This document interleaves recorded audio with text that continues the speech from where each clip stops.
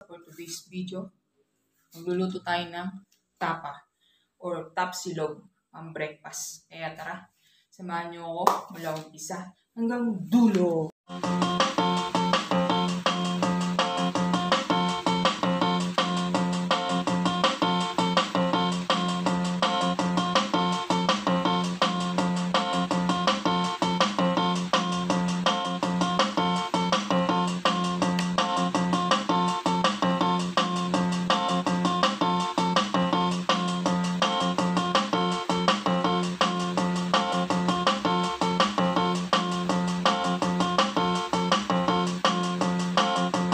Ating beef, gagawin natin tapsip. Iniwa ko ng manipis yan, tapos gumamit ako ng pampokpok. Yung para, yung ginagamit sa mga beef para maging tender. So, yan.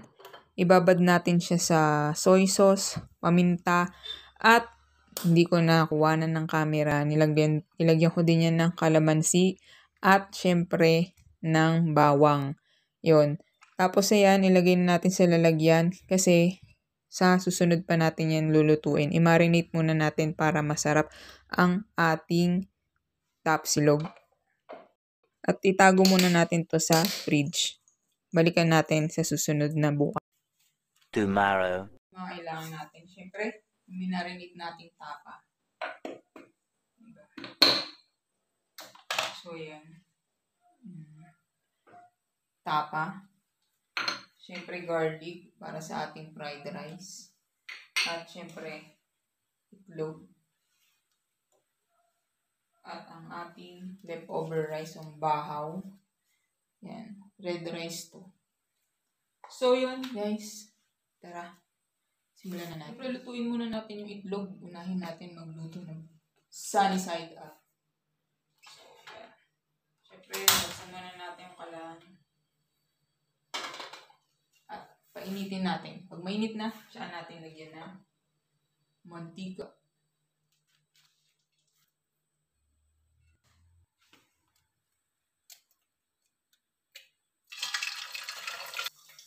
Natin ating egg.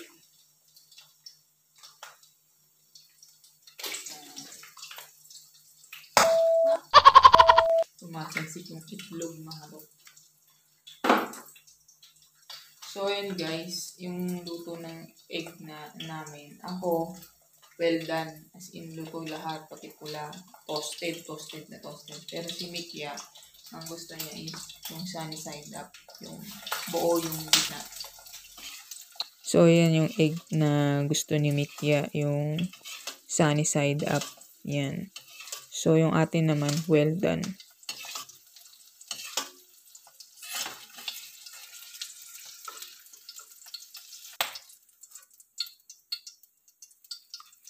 Ating itlog. So, ito yung kay Mikia. Ito yung itlog sa akin. So, yan. So, proceed naman tayo sa next. Bam. Siyempre, tapa. Tapos yung tapa, di ba? May pinagprituhan yan. Doon natin ipo-fried rice yung rice natin para masarap. So, tara na. Simulan na natin to. Simulan natin ang ating tapa. So, dahil mainit na ang ating kawali, simulan na natin lutuin yung tapa natin. So, ayan, ilagay na natin yung lahat. Lahat na yan, pagsabay-sabay na natin yan. Ipiprito natin yan. Ayan. Prito lang natin ng, huwag natin yung parang dry. Kasi masarap sa tapa talaga yung, medyo, alam juicy siya. Hindi dry, yung parang na-toasted. Masarap yun, diba? So, yun, kailangan ma-juicy natin yung tapa natin. So, dati nagtrabaho ako sa tapsihan or sa Tapsi House. So, ayan. Hindi pa siya juicy, 'di ba? Na dry siya dahil na prito. Lagyan ko ng konting tubig. So, ayan para ma-absorb ng beef yung pagka juicy, 'di ba? Lagyan natin ng konting tubig. So, ganyan yung ginagawa ko. Guys, ito yung gusto kong luto sa tapa, yung ganito. Tapit natin. So, ayan. Ganyan yung lutong tapa. Hindi dry. Gusto ko yung saucy ba. So, yan. Goods na to. Magpa-fried rice naman tayo ngayon. So, dito sa sauce nito, dito ko ipa-fried rice yung ating kanin. dito sa pinaglutuan ng tapa para mas masarap. Ayun yung sarap siya. So, ayan, hanguin lang natin to. So, ito na yung tapa natin. Pang-breakfast lang, napakakonti, diba? Pero, malasang malasa to. Good for to. So, next naman natin dito sa pinaglutuan ng tapa. Diyan tayo magpa-fried rice ng ating rice. So, ayan, fried rice na natin na ating rice natin. Yung rice pa naman na gamit namin, hindi siya buhaghag kasi ano siya, actually brown rice yan na binili namin sa market. Pero syempre dito kasi sa Cordillera or sa Benguet or sa Baguio, yung brown nila parang ganyan, no? May pagka-red, diba? So, yun, at saka hindi siya buhaghag. Malagkit talaga siya. Mabigat yan sa tummy. Mabigat sa tiyan. So, yun. Masarap, napasarap ng kanin na yan. So, yun nga, hindi natin expect na buhaghag siya. Pero, nung pin-fried rice mo naman yan, pag pina-fried rice ko naman yung kanin na yan, hindi naman siya sabihin mo yung malata na hindi masarap, di ba? Masarap siya. Masarap din. Kasi hindi siya buhaghag. Hindi din siya, malagkit siya, pero hindi siya yung malagkit na parang kakanin, di ba? So, ayan, lagyan na natin ng asin. Asin at paminta. Yan lang yung lalagay natin sa ating fried rice. Kung ayaw nyo lagyan ng paminta, okay lang yan. Pas na kayo dyan. So, asin lang. Or kung gusto nyo maglagay ng kahit ano pang seasoning, yun na yun.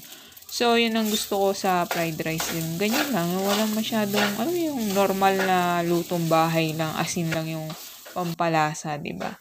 Tapos, syempre, yung sarsa ng tapa. Nandyan, diba? Kasi dyan ko pinrito yung tapa. Yan na yung lasa niya. Kaya di ko na kailangan mag-add pa ng kahit anong seasoning para sumarap yung fried rice natin. So, yun, mekos-mekos lang natin maigi. At pagkatapos, itikman lang natin yan kung okay na sa panglasa natin yan. At tapos yun, that's it. I-ano na natin yan, plating na natin, and then pag-almusal na tayo. So, ayan guys, plating na natin. Tapos, yung tapa, good for 2 lang to. Saktong-sakto lang sa pang 2 tao kasi pang breakfast lang naman, di ba? So, ayan, syempre gagamitin natin yung itlog na trip ni Mick yung luto. Di ba? Pangit naman yung sa akin kasi talagang well done as in toasted na toasted. So, ayan, maglagay lang tayo ng tapa. At syempre, lalagyan din natin mamaya yung fried rice natin ng garlic sa ibabaw at konting design yung ating tapa. At pagkatapos yun, kain na tayo guys. Syempre, kung di pa kayo subscribe na po kayo. Sa mga nanood mula umpisa hanggang dulo, maraming salamat. At syempre, guys, huwag niyo kalimutan na i-click ang notification bell button para laging update sa mga bagong video ina-upload namin. So, ayan na guys, ang ating top silog. Susunod, gagawa na naman tayo ng chick silog, pork silog, at iba pa. So, yun guys. Let's eat.